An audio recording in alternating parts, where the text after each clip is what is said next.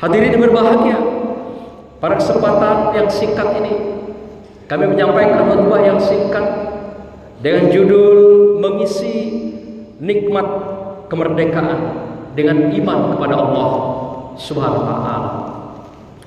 Hadirin berbahagia, tidak beberapa hari ke depan kita akan merayakan peringatan hari ulang tahun kemerdekaan Republik Indonesia yang ke-80. Betapa sudah banyak nikmat Allah berikan kepada bangsa kita, kepada masyarakat kita, kepada negara kita. Sejak kemerdekaan, betapa banyak goncangan-goncangan, betapa banyak gangguan-gangguan, hambatan-hambatan. Tapi berkah rahmat Allah SWT semuanya dapat ditaklukkan, dapat diatasi dengan baik, sehingga kita pun hari ini berada di dalam suasana nikmat kemerdekaan itu.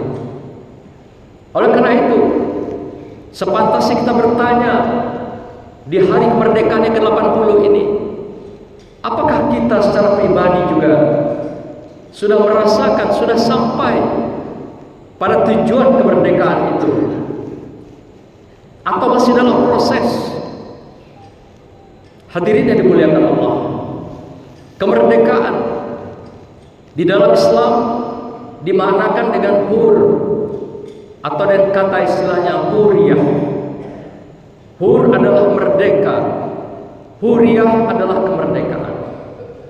Kemerdekaan adalah bermakna kebebasan seseorang, individu, kelompok, komunitas dalam mereka berekspresi, dalam mereka berinovasi, berkreasi, dan menunjukkan berbagai potensi-potensi kemanusiaannya di dalam kehidupan, tanpa ada tekanan, tanpa ada ikatan, tanpa ada paksaan. Inilah kemerdekaan yang sebenarnya. Para sufi memahami kemerdekaan itu adalah lepasnya kita dari keterikatan daripada kehidupan manusia, lepas dari tekanan manusia, lepas dari pendikte-dikte manusia, lepas dari kepentingan-kepentingan manusia. Tapi kita hanya semata-mata bebas berpikir, merasa, beriman, bertakwa kepada Allah Subhanahu wa taala.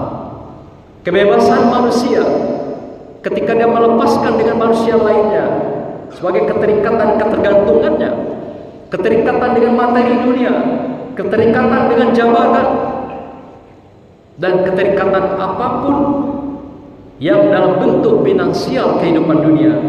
Inilah kebebasan dalam pandangan sufi. Maka itu kebalikan daripada kemerdekaan itu adalah abid.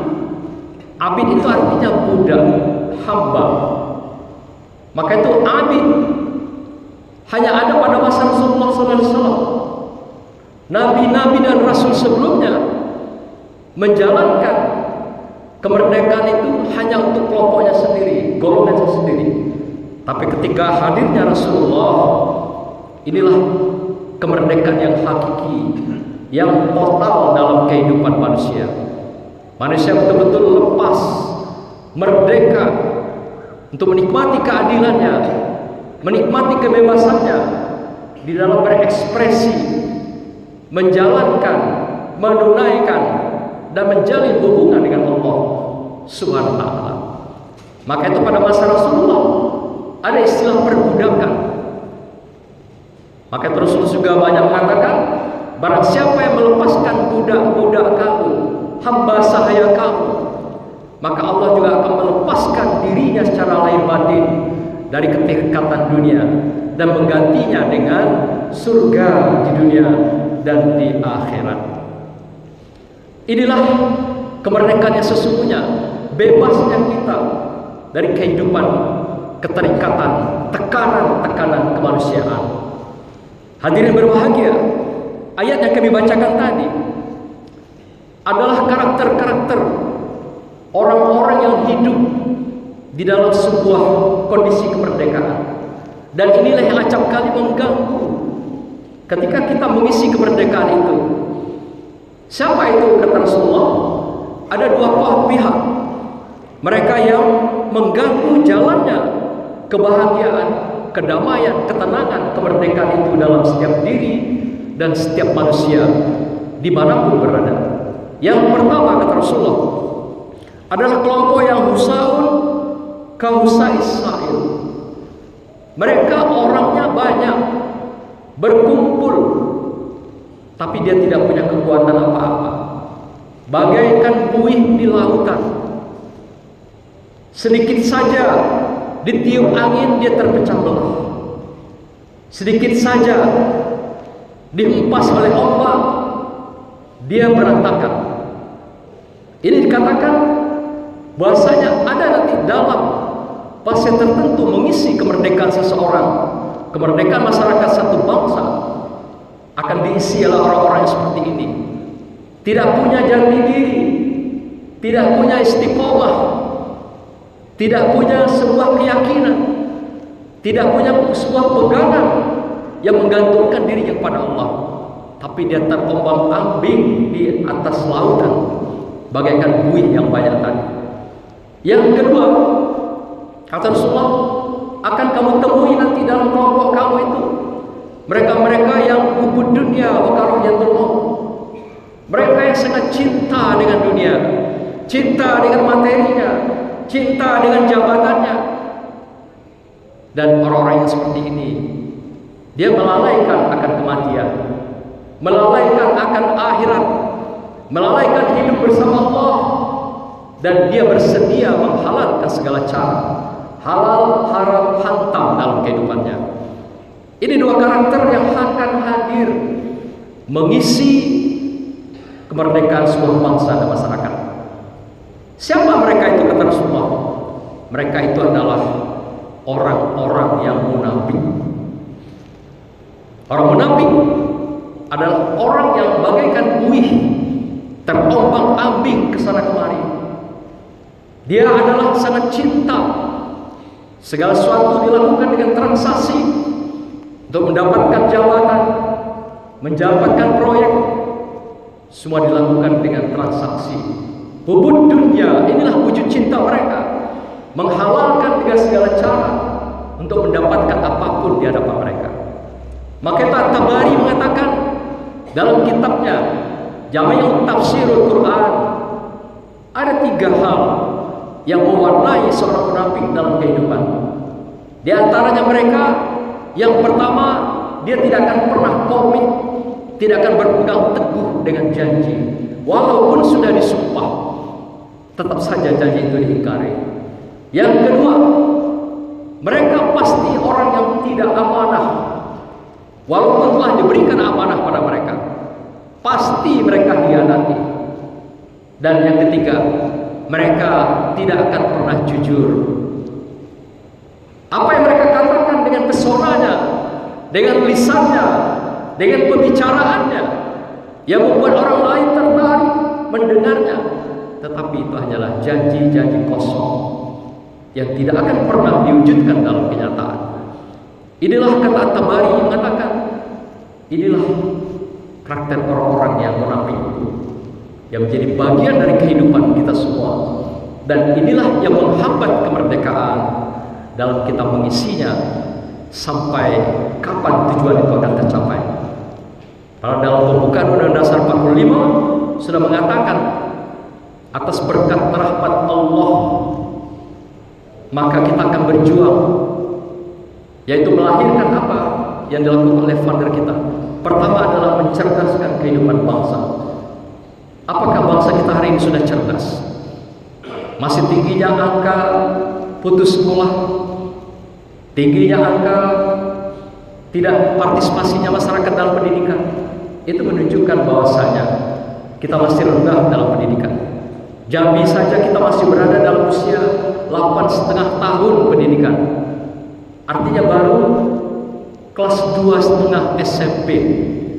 Inilah tingkat kecerdasan kita. Belum sampai kelas 3 SMP. Dan juga cita-cita besar kita adalah mensejahterakan masyarakat. Sampaikah kita ke sana? Juga tentu belum sampai. Masih kita rasakan tingginya angka kemiskinan di negeri kita, masuk di daerah kita sendiri. Yang ketiga adalah menciptakan ketertiban, keamanan, kedamaian.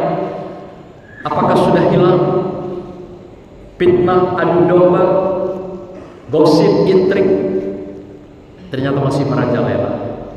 Ini menunjukkan bahwasanya ketertiban, keamanan kita pun masih harus kita waspadai. Maka itu ayat yang kami bacakan tadi, hadirin berbahagia. Secara singkat Allah ingatkan kita hati-hati terhadap orang-orang munafik ini. Dan 5 karakter ini akan hidup merajalela di tengah kita semua. Saya bacakan surah Al-Munafikun ayat keempat tadi. Apa ciri-ciri yang perlu kita kenali dalam menghadapi orang-orang seperti ini? Pertama, mereka yang sangat pandai berbicara, pandai berretorika, memberikan pemahaman, bujukan, rayuan, pencitraan. Ini ciri-ciri orang munafik kata Allah dalam surah Al-Munafikun ayat 4. Yang kedua, Allah ingatkan kita, mereka itu adalah bagaikan kayu-kayu yang tersandar. Apa itu istilah kayu tersandar? Kayu yang tidak punya akar, ke atas tidak punya daun, tapi dia tersandar. Kalbusubun musannadah. Kayu tersandar itu di dalamnya, kata Syekh Abdul Qadir Jailani, itu dimakan oleh rayap. Sudahlah kayunya kering, tersandar, di dalamnya dimakan rayap. Dan setiap saat kayu itu akan roboh, tidak punya kekuatan apapun. Dia hanya melakukan sesuatu adalah untuk kepentingan sendiri. Yang ketiga, Allah ingatkan kita, mereka itu adalah musuh-musuh nyata pada Allah. Karena apa yang dia lakukan semuanya hanya kepura-puraan, semua palsu. Kalau dia memberikan motivasi, itu pun motivasi palsu. Kalau dia memberikan contoh, itu pun contoh palsu. Semuanya imitasi yang ditunjukkan ke hadapan kita semua. Yang keempat, mereka itu adalah orang-orang yang mantubun, adun apa, yang selalu menebar perpecahan, gosip, intrik, fitnah, dan adu domba. Ini ciri-ciri mereka kata Allah dalam ayat Munafikun ini. Dan terakhir, ciri-ciri mereka adalah sangat mudah berpaling dari kebenaran, sangat mudah mengingkari janji, sangat gampang mengabaikan khianat pada amanah, dan sangat mudah mendustai kejujuran di dalam kehidupan. Hadirin berbahagia, oleh karena itu mari kita waspada dan mari kita isi kemerdekaan ini dengan keimanan kita.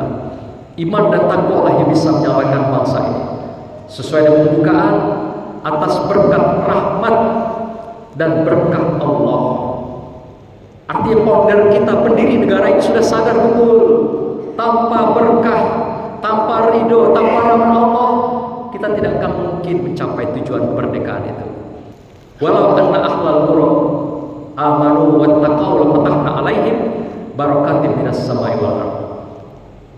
Sekiranya satu kelompok negeri, satu kelompok masyarakat, satu kelompok bangsa beriman bertakwa kepada Allah, maka akan kami turunkan berkah dari kami, berkah kami dari langit, dan juga akan timbul dari buminya Allah yang maha luas dan maha agung ini. Hadirin, semoga kita semua pada kesempatan ini akan berada dalam suasana kesyukuran atas nikmat telah diberikan kepada kita. Mari kita kuatkan iman kita dalam mengisi kemerdekaan ini sesuai dengan profesi dan kompetensi kita masing-masing. Insya Allah dengan iman ini Allah akan turunkan berkahnya kepada kita semua. A'udzubillahi minasyaitonirrajim. Bismillahirrahmanirrahim. Wal asri innal insana lafi khusr illal ladzina amanu wa 'amilus sholihati wa tawassaw bil haqq wa tawassaw bis sabr. Barakallahu li wa lakum bil Qur'anil azim wa nafa'ani wa iyyakum bima fihi minal ayati wa zikril hakim wa taqabbal minni wa minkum tilawatahu innahu was-sami'ul alim. Aqulu qawli hadza wa astaghfiruhu innahu huwal ghafurur rahim.